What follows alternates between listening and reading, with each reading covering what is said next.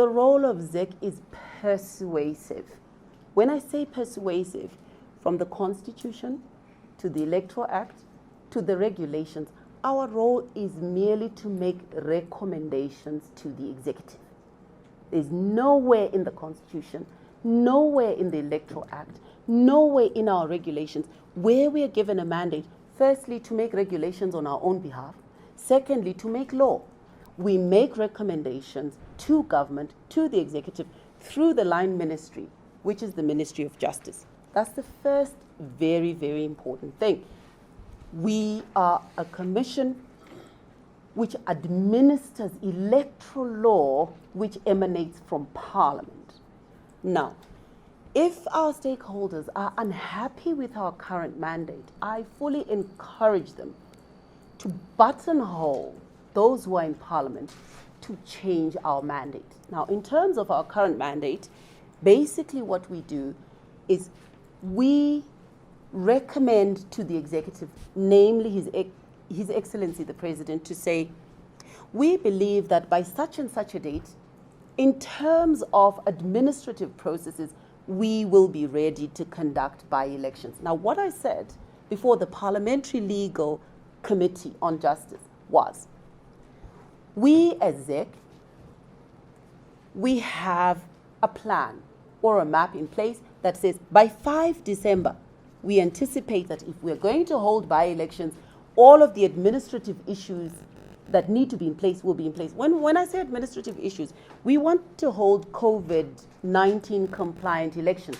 which means purchasing PPEs for everybody inside the polling station, which means purchasing thermometers, purchasing masks, finding ways of sanitizing ballpoint pens that voters will use to vote with. We think that by 5 December, we will be ready.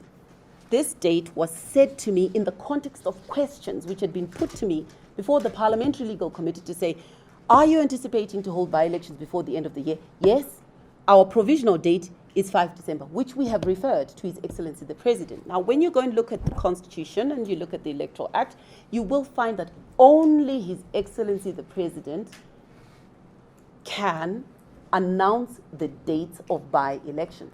And he does that by publishing a notice in the Government Gazette. He only does that in consultation with us. We do not have a mandate where we can stand up and say a by-election will be conducted tomorrow. There's a piece of paper which is signed by His Excellency the President to say he has consulted us, he has consulted other stakeholders, he, in his considered view, agrees that by-elections can be held on such and such a date. So, having put this date in the public arena, we made our recommendations to His Excellency the President. He took our recommendations into account. He consulted other stakeholders, including the Ministry of Health. I was not privy to the discussions between him and the Minister of Health, but I would like to assume that His Excellency the President, in the use of his executive powers and in his wisdom, saw fit to say that by-elections cannot and should not be held during the course of this year.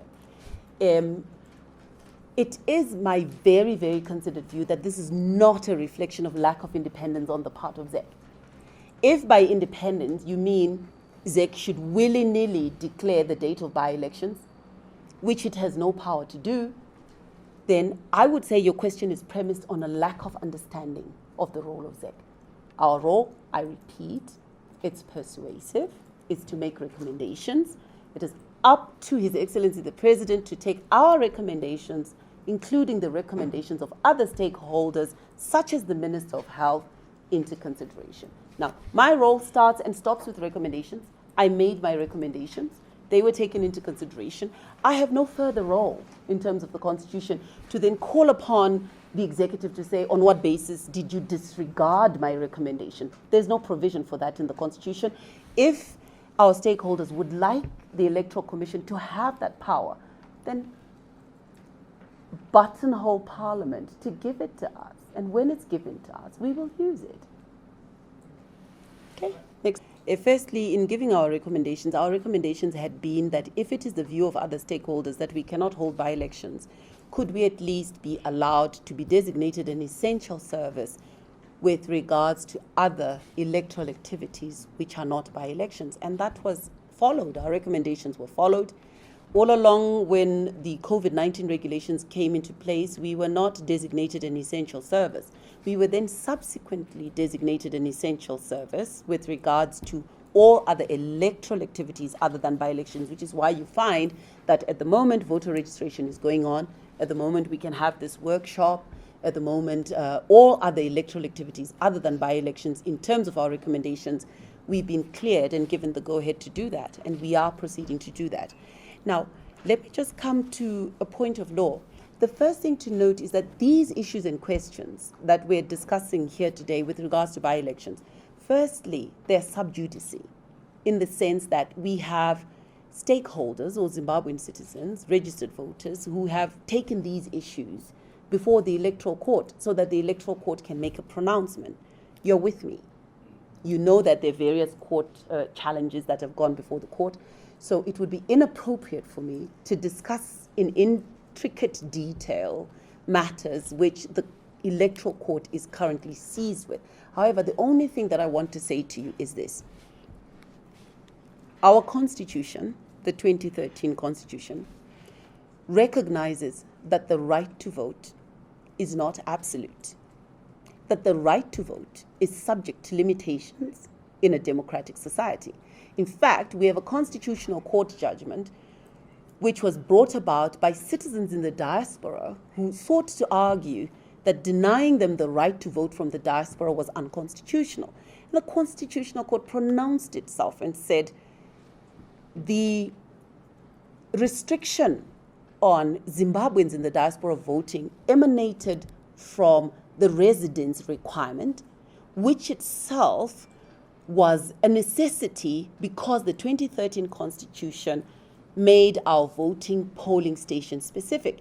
What the Constitutional Court said was, if you're registered to vote in Mutare and you're in Chivu for a funeral on election day, you will not be able to vote. Correct?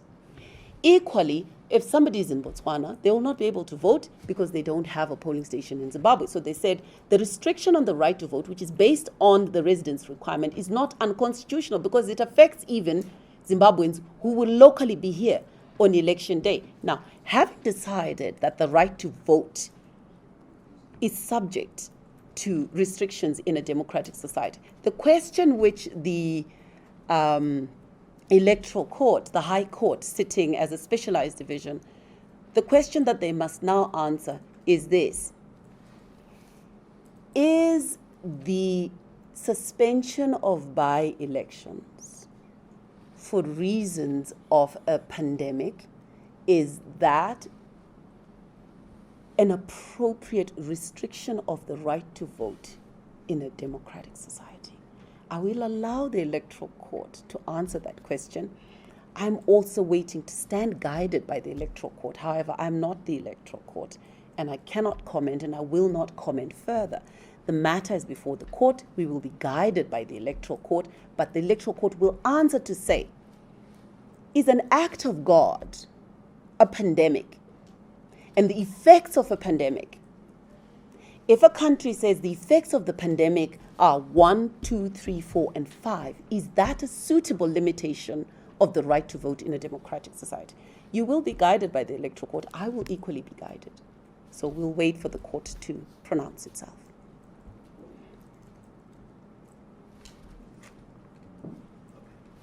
Another question? Tamba inini hamchada utamba nini?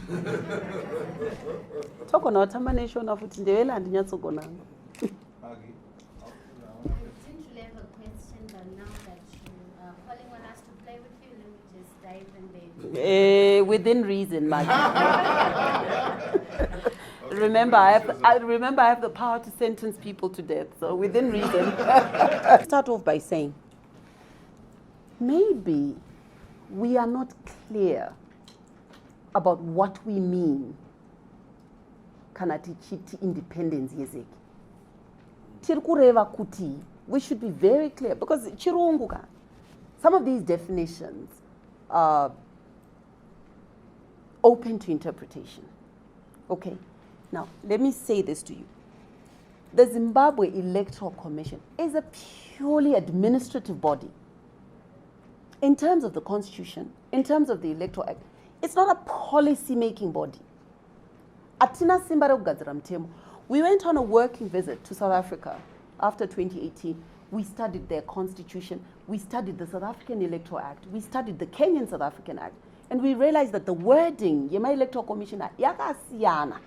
In South Africa, the Independent Electoral Commission of South Africa, it has power to make its own regulations. It has power to introduce legislation into Parliament through its line ministry, which is the Ministry of Home Affairs. Now you find people in Zimbabwe, they'll say the Zimbabwe Electoral Commission is not independent because it reports through the Ministry of Justice. Akuna Electoral Commission in Parliament other than through a line ministry, because an Electoral Commission is a stranger in Parliament. Only people who sit in Parliament can introduce legislation in Parliament. You understand that? So if you say to me the Zimbabwe Electoral Commission is not independent because it goes to Parliament through the line ministry, you're not telling me anything. Because most electoral commissions have a line ministry that they use as a conduit to be heard in Parliament, either to table my annual reports, either to table my reports after my elections. It's done through a line ministry because the minister, we're line ministry, is a member of Parliament. We're not members of Parliament. We can't just pitch at the door of Parliament and say to Parliament, hello, we'd like to talk to you. Okay? Now, let's accept that going to Parliament through a line ministry is not an indication of lack of independence.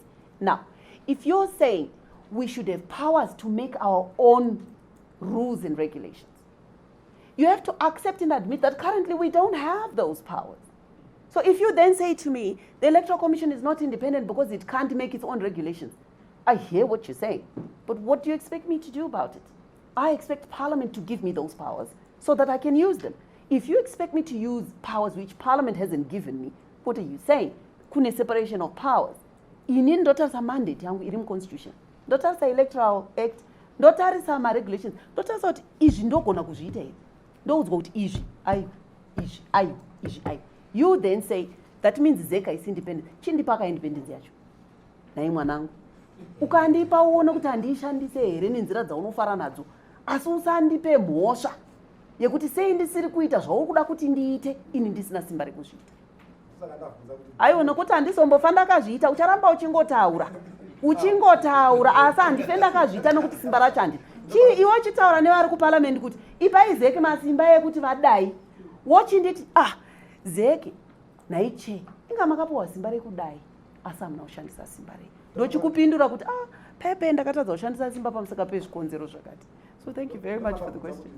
Do you think the power that you have, your role, does it give you enough room to... Inini ndati tanga wandidefendera kuti chauri kuti independence chii, nekuti zvauri kuti independence wewo pamwe inini it's not my understanding of independence. Inini understanding yangu of independence is nerole yandakapiwa muconstitution, nerole iri muelectoral act. Pane zvandiri kutadza kuita here zvandakanzi ndiite?